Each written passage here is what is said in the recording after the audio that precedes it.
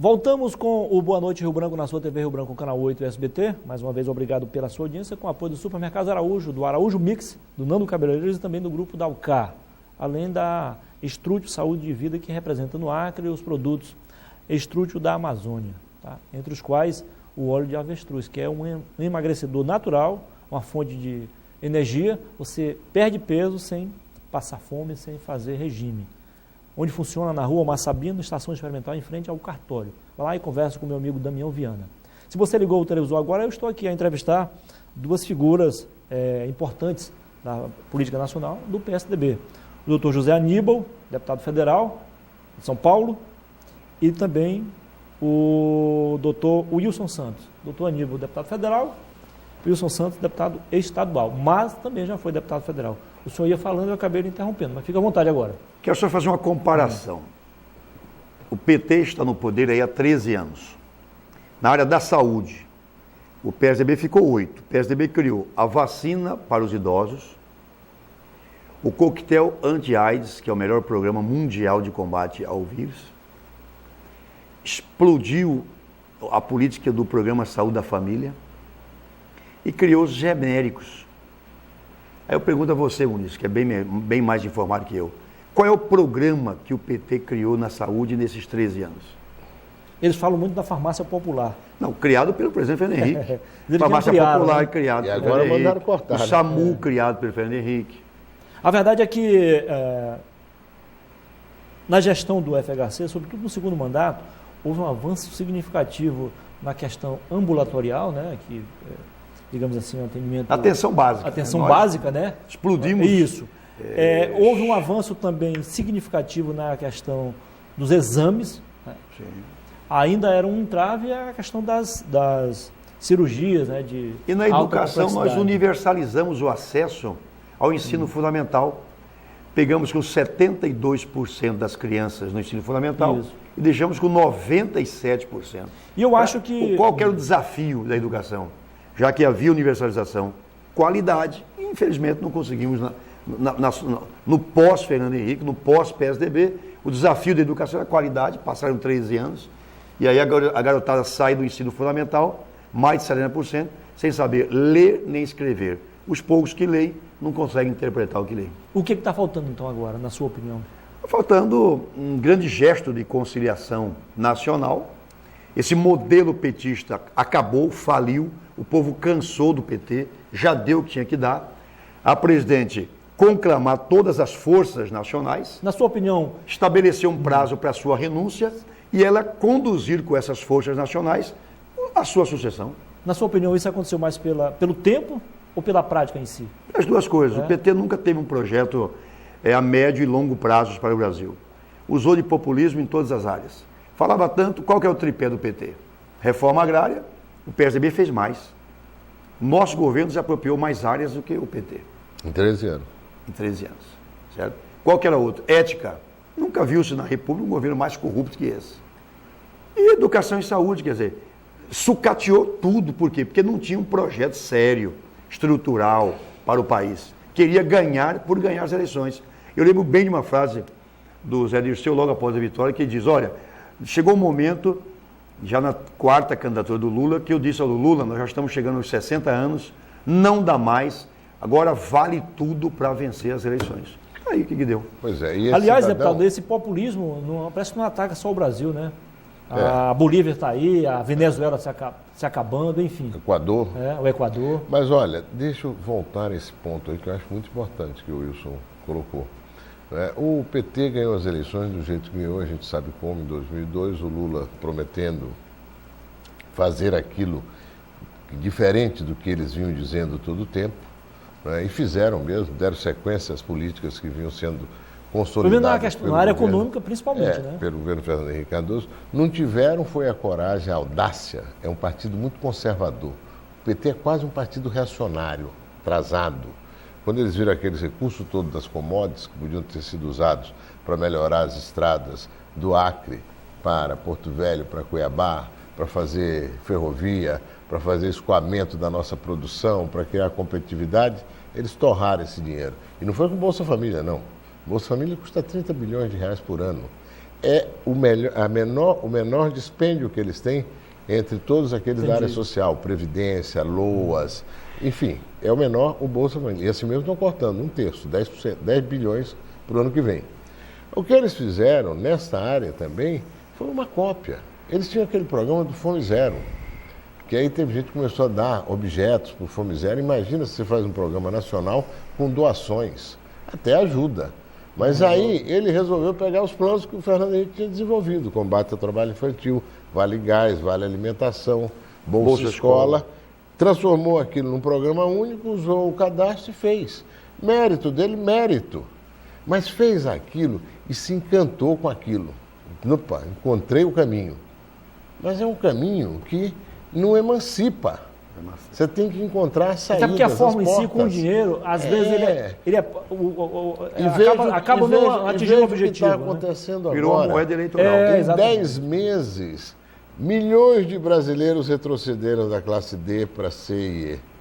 É uma pena isso. Quer dizer, o Brasil poderia estar num caminho mais virtuoso, sem andar para trás.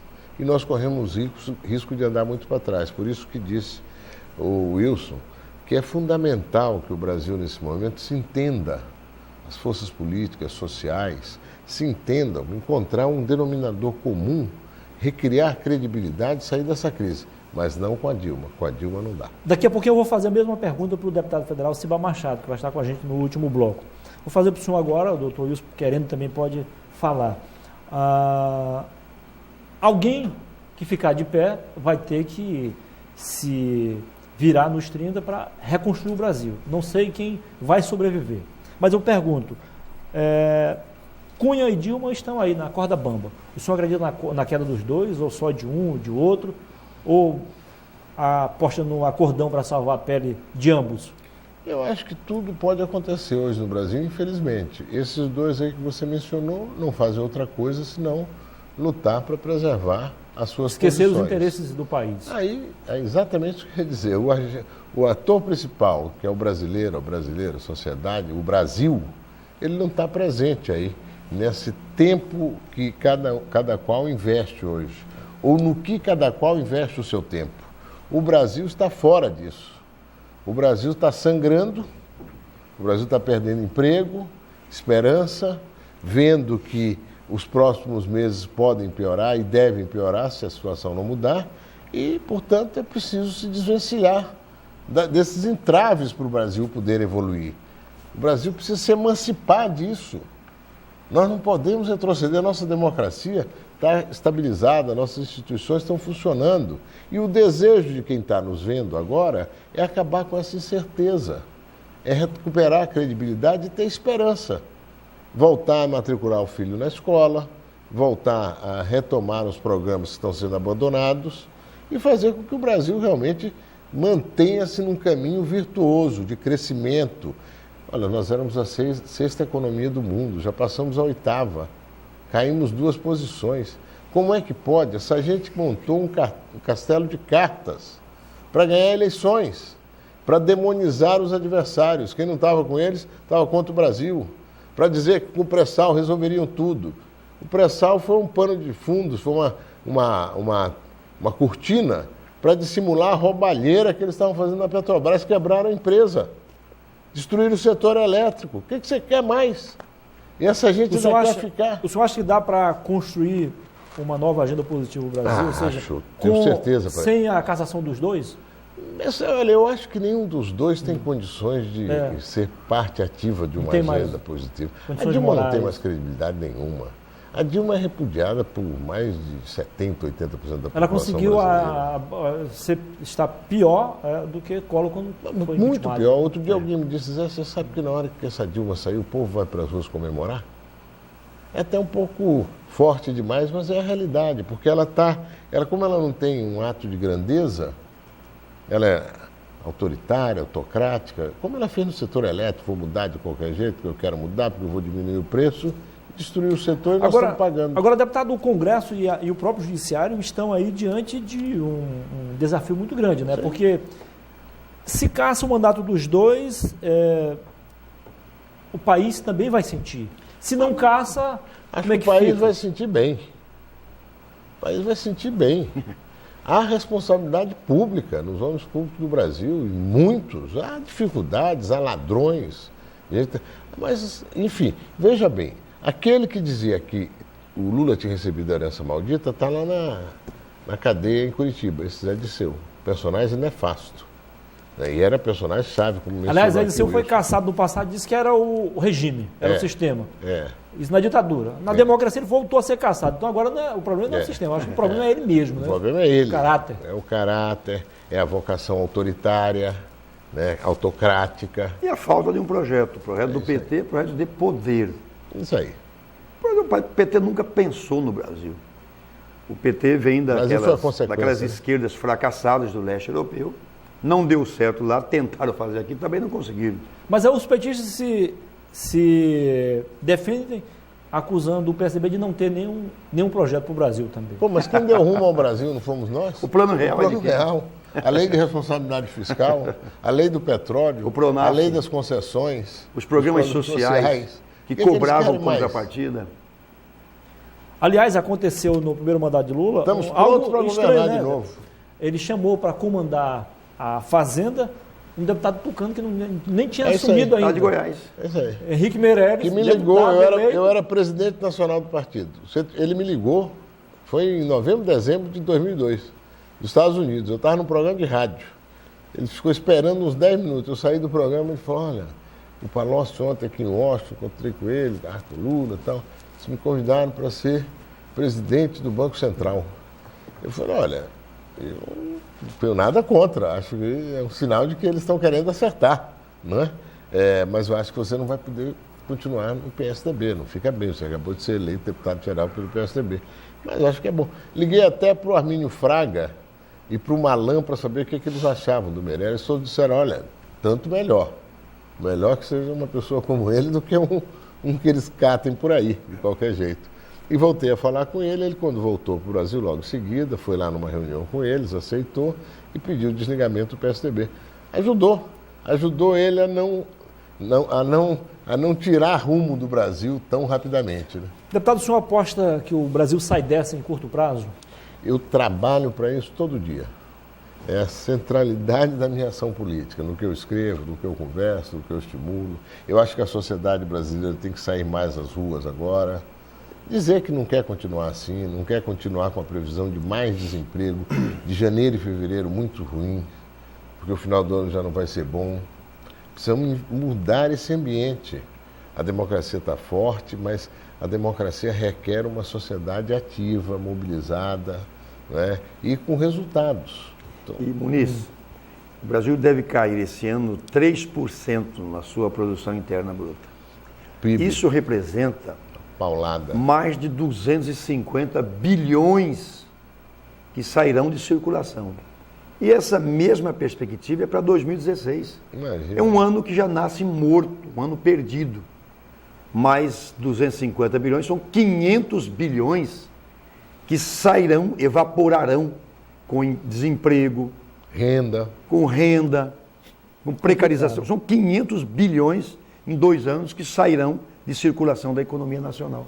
Deputado, como aprovar um orçamento que já vem deficitário? Aí o Congresso vai dar pedalada também? Ou ser conivente? É um desastre. Ela não imagina, essa presidente está tão alheia à situação do país, que ela não imagina o desastre que ela ocasionou. Bom, o Brasil foi rebaixado por causa disso. Quando ela mandou para o Congresso Nacional, teve a insanidade de mandar para o Congresso Nacional um orçamento com déficit explícito. E aí aconteceu tudo de ruim que aconteceu depois disso. Agora, isso está se agravando. A perspectiva é que o déficit neste ano seja de 110 bilhões. Então, se nesse ano é 110, se as projeções para o ano que vem não mudam muito, serão mais 110. 110 desse ano com 110 do ano que vem, que horas que nós vamos zerar esse jogo? Para o país voltar a ter credibilidade e crescer? Com a Dilma? Em hora nenhuma. Deputado Wilson, na sua opinião, o que nos levou a esse buraco foram os desastres na condução da política econômica ou a falta de credibilidade em função dos escândalos? Muniz, de norte a sul. Primeiro que eu não sou o dono da verdade, mas eu penso que o governo Lula começou bem quando trouxe o Henrique Meirelles para o Banco Central e quando manteve os fundamentos da economia da gestão do Fernando Henrique Cardoso. Até aí começou muito bem. Mas a partir de um certo momento, descambou para o populismo. Descambou para o populismo, gastou o que não tinha, e aquela onda que o mundo inteiro passou de 2003 até 2010, essa onda de crescimento mundial, e que o Lula surfou nessa onda, essa onda começou a passar a partir de 2008. Veio aquela crise, ele de maneira irresponsável, do tipo molecagem, que é da natureza dele, porque o Lula é um malandro de botequim, é uma marolinha, mas não há de ser nada. Ali começava a ruir toda a proposta econômico-financeira do PT, que já havia mudado. Então houve um populismo, uma irresponsabilidade. Desoneração de setores exclusivos. Estamos vendo agora como foram feitos. Propina, compra de MP, envolvimento do filho do Lula. Custo de 500 bilhões. Então eles começaram bem. O primeiro mandato do Lula até 2006, 2007 foi bem. Mas depois ele descambou para o populismo, gastando muito mais do que precisava, gastou muito na reeleição dele e gastou demais para eleger a Dilma. Então foi um despreparo, uma irresponsabilidade, o populismo econômico a partir de 2007 para frente. Outro dia, se me permitir, o Armínio Fraga fez uma reflexão interessante. Ele disse: essa gente com ideologia, má gestão e corrupção quebrou o Estado brasileiro. É isso aí. Aí depois disse: vou pôr pela ordem. Primeiro, má gestão. Segundo, ideologia. E terceiro, corrupção. Foi imensa corrupção, mas ela não foi pior do que a má gestão. Entendi. Foi ruinosa. Foi mais desastrosa. E que as decisões populistas que o Wilson está dizendo aqui, que eram com viseira ideológica, sem olhar as laterais, e que acabou causando uma situação dramática no país. Muito bem. Eu quero aqui agradecer ao deputado Wilson Santos, dizer que foi um prazer tê-lo conosco aqui. O prazer foi meu. O programa de hoje certamente foi bem diferente dos outros. Parabéns. Obrigado, Muniz. Apareça mais vezes a Rio Branco. Obrigado. Tá? Obrigado. Quero também agradecer ao deputado José Aníbal, dizer também que foi um prazer entrevistá-lo, dizer que acompanho também o seu trabalho há muito tempo, desde quando sou líder do partido, dirigente nacional do PSDB, e que o senhor tem algumas qualidades, entre as quais, uma que eu admiro muito, que é valorizar o partido. Eu acho que se a democracia nasce no voto, nada melhor do que os políticos, o doutor Wilson também, valorizar seus partidos. Só teremos democracia forte com partidos fortes. E para isso, quem é do partido tem que ter vida orgânica e valorizar. E se abre mão de defender os interesses do país, evidentemente, e com respeito aos adversários que o senhor sempre teve. E você está convidado a filiar-se no PSDB. Pronto. Virei tucano. Calma. Jornalista não pode ter filiação partidária, senão perde a isenção, né? Foi um prazer, doutor. Muito obrigado. Obrigado.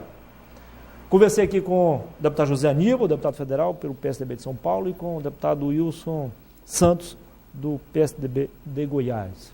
Depois do intervalo comercial, eu volto para continuar a falar de política. Tá? Depois dos dois tucanos, eu volto para conversar com um petista, com o líder da bancada do partido na Câmara Federal, Cibá Machado, aqui do Acre. Até já.